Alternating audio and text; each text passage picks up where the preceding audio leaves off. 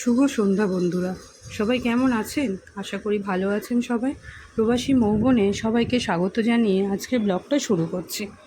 আজকে সন্ধ্যাবেলা চায়ের আড্ডায় কি খাওয়া যায় এটাই ভেবে ভেবে ভাবছি। আজকে একটুখানি কুচো নিমকি হলে চায়ের আড্ডাটা জমে যাবে না? দারুণ হবে, তাই না? তো যেই ভাবা সেই কাজ শুরু। আমি তখনই আপনার ময়দা মাখতে শুরু করে দিয়েছি। ময়দাটা মাখার সময় একটু ময়াম দেবো, এটা তো রেগুলারের কাজ।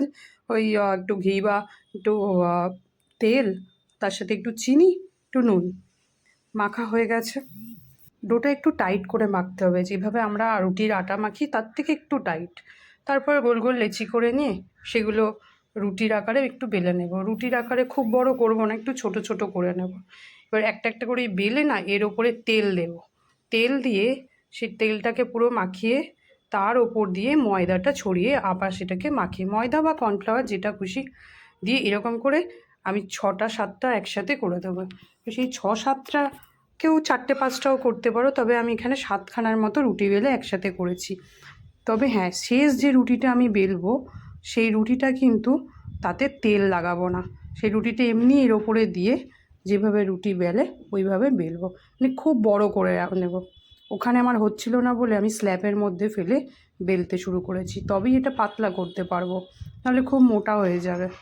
তারপর ছুরির সাহায্যে এগুলোকে নিমকির শেপ দিতে পারে, যে যেভাবে দিতে পারে। কেউ ছোট ছোট দিতে পারে, কেউ বড় বড় দিতে পারে। তো আমি একটু সামান্য বড় দিয়েছি, একদম কুচো নিমকি করিনি। তারপর ছুরির সাহায্যে ওগুলো তুলছিলাম, দেখছি জড়িয়ে যাবে, তাই জন্য ময়দা ওপর থেকে ছড়িয়ে দিয়েছিলাম। ব্যাস, আমার নিমকি রেডি।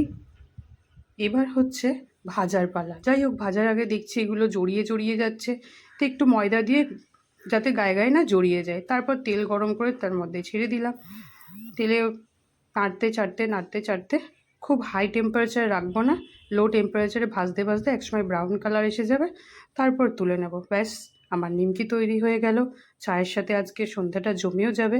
আপনাদের কেমন লাগলো অবশ্যই ট্রাই করবেন, যদিও আপনারা জানেন তবুও ট্রাই করবেন।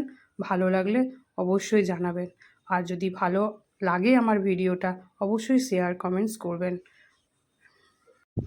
আর হ্যাঁ, ভিডিওটা দেখার জন্য সবাইকে অশেষ ধন্যবাদ। অবশ্যই আর একটা লাইক করবেন, সেটা যেন ভুলবেন না। একটা ভেঙে দেখালাম কতটা মুচমুচে হয়েছে। আপনারা অবশ্যই ট্রাই করবেন।